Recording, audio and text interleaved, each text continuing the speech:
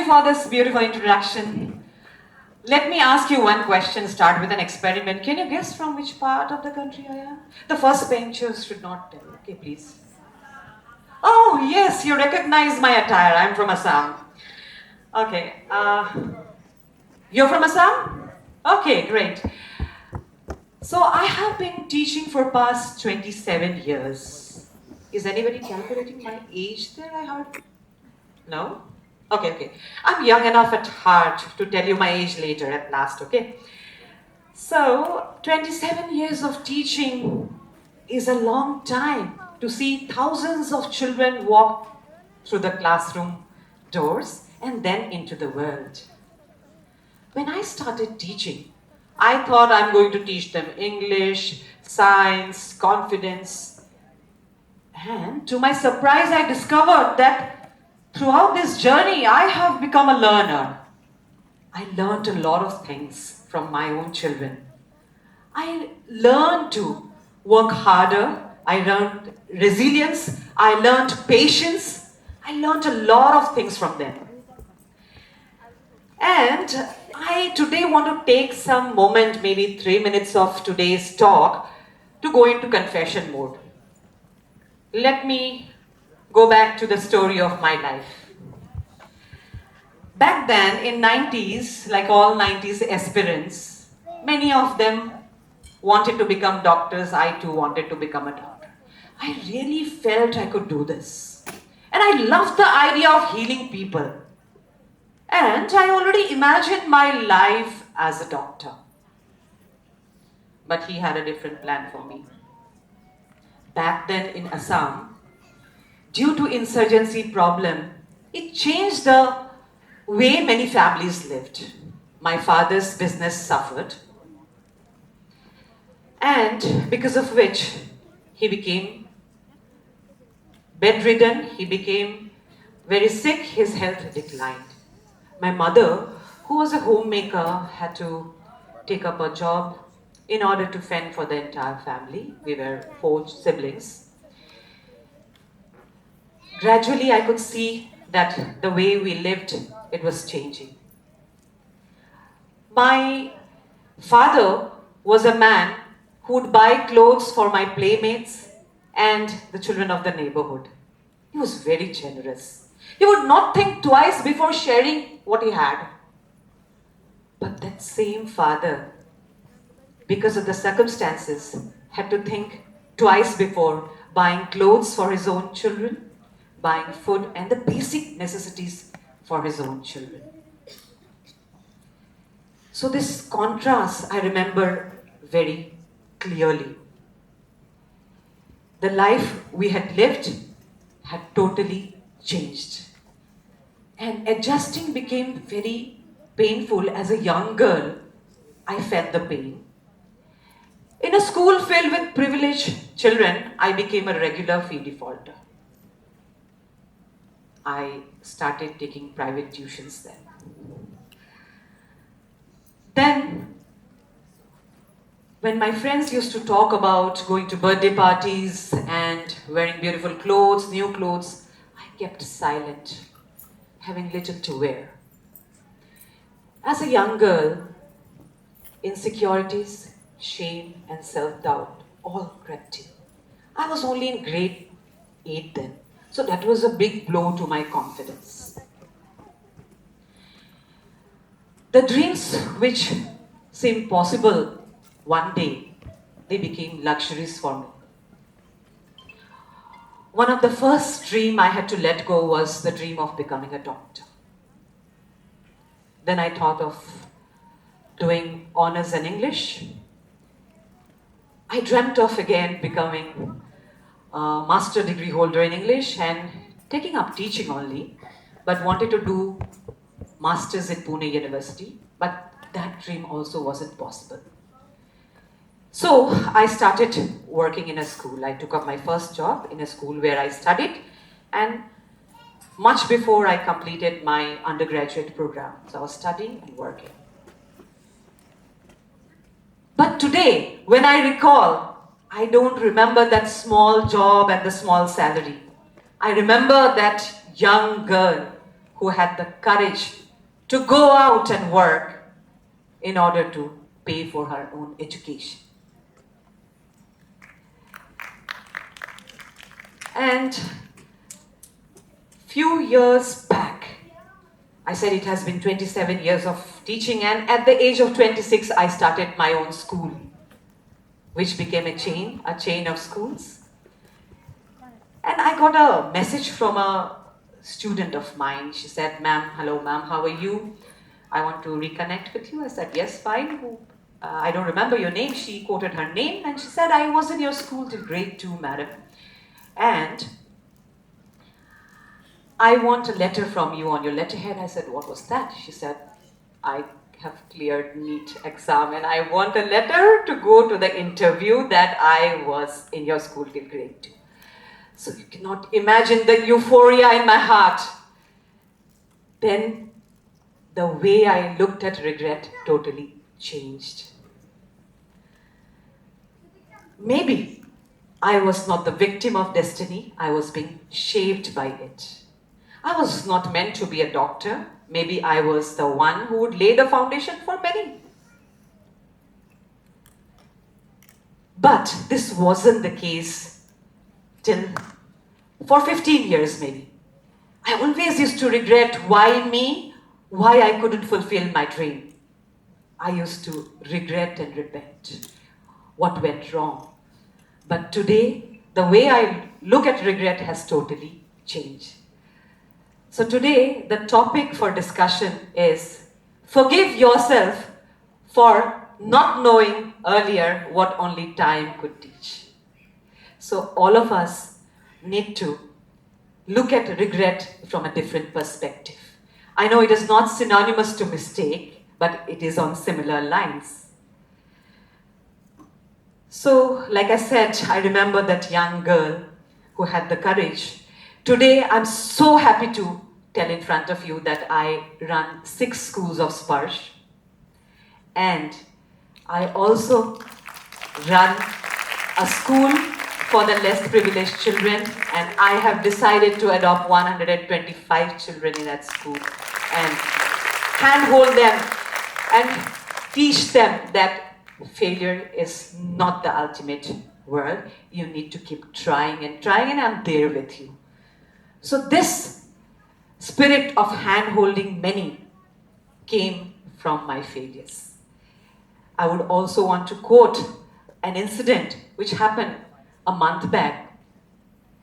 A student of grade 4, 9 years old child, 9 years old girl, very talented. Her father died last year, and this year she is struggling from high-grade non-Hodgkin lymphoma. And I have been able to get her CSRs from IOCL, from many companies, and her treatment is free now. I have been able to at least decrease her pain. I may not be able to heal many through my doctor's degree, but I have become a healer. That's how I look at regret now. I want to ask all of you one question. Have you ever looked back at a decision you made many years back and then asked yourself, how could I do this mistake? Why wasn't I so wise then? Have you done that? Many of you? I think all of us have done. Perhaps we had trusted the person who we shouldn't have. Perhaps we chose a career only to understand later that wasn't our path. Perhaps we stayed somewhere too long when we should have walked away. Perhaps we remained silent when every part of us wanted to speak and speak. So, all of us have been there, and what do? We look at us from a comfortable distance of the present, from the wisdom we have now, and then we curse ourselves. How could you do this mistake? You should have known. Okay, you should have not trusted. We say all these things to us. But you know, our mistakes and failures are not the ultimate thing. They are the tuition fees for wisdom, which we have now. Now, I would also quote the example of a seed. Have you all planted a seed sometime and asked the seed the very next day, why aren't you a tree today? We never ask that, because we know that the seed needs darkness, it needs water, and before it gets the stems and the leaves, it needs the roots. So why do we not offer the same kindness to ourselves? Because when we do a mistake, we regret, we replay it, and we keep on saying, how could I? I want to ask each one of you to do a simple exercise. If you at all you're comfortable. Please close your eyes for a minute, 30 seconds, and just recall the image of you 5 years back. Yes. Visualize yourself 5 years back. Now also think, did you have the wisdom you have today? Did that version of you have the emotional strength you have now, today? No? So, yes, you can open the eyes now. So, why do we do this unfair thing? The younger version of us was not holding the map of today at the crossroads. It was holding a map of that day, with that wisdom, that experience, which is why the failures, which is why the mistakes. So, life is not going to come with a manual. Listen, here's the person who's going to hurt you. This is the manual for that. Here's the moment when you have to walk away. Here's the career which is right for you. See, we all learn by living, and sometimes we live and learn it very painfully. Right? Now, how many of you have scars in your arms or legs or anywhere? All of you have scars? Chota mota to kisi ko hua hoga scars here? I have a deep scar here. What does the scar tell you? Can you tell me? The scar tells you about the incident which happened because of which you got the scar. I also remember what incident happened when I got the scar. And the scar also tells you that we healed. So why can't we treat our emotional scars in the same way? That is how we should treat our emotional scars and just come out of it.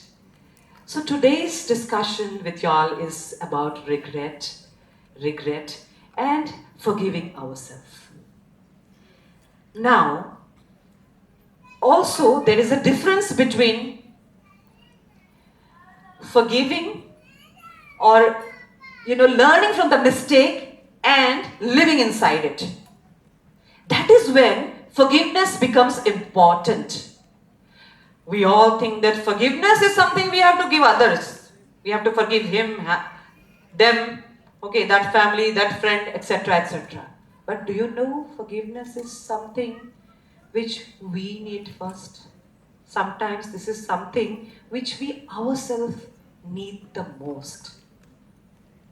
So we need to forgive ourselves for whatever mistakes and failures we had in life.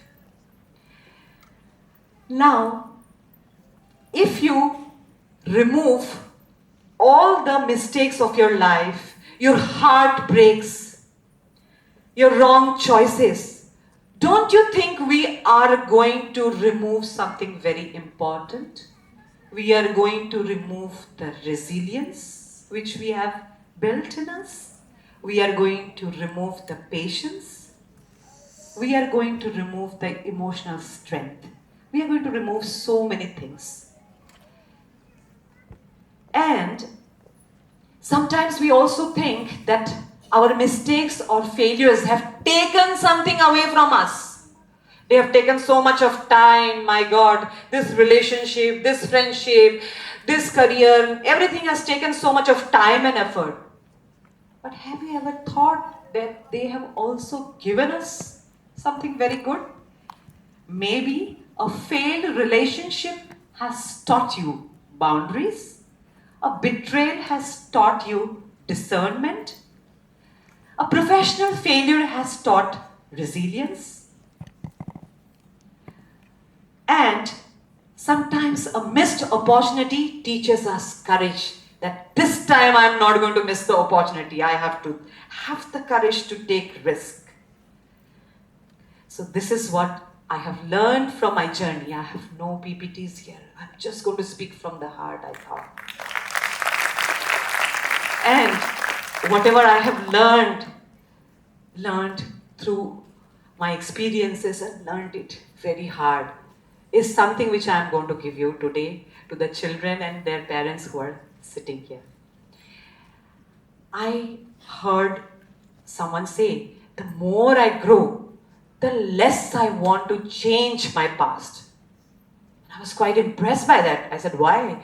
He said, it isn't perfect, but I remove the failures in the past, I remove the person I have become because of it.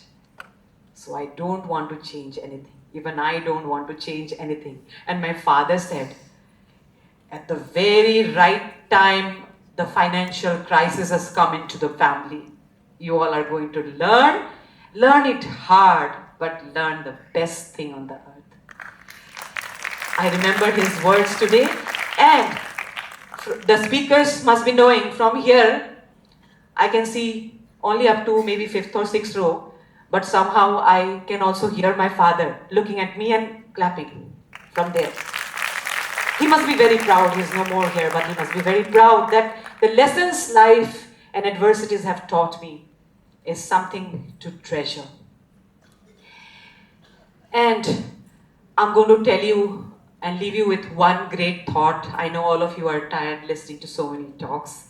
All of them are very, very valuable, and I have a lot of takeaways from that.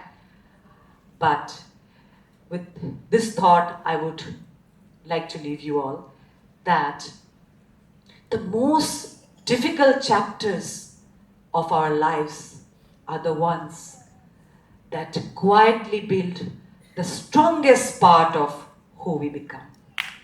Thank you. Thank you very much.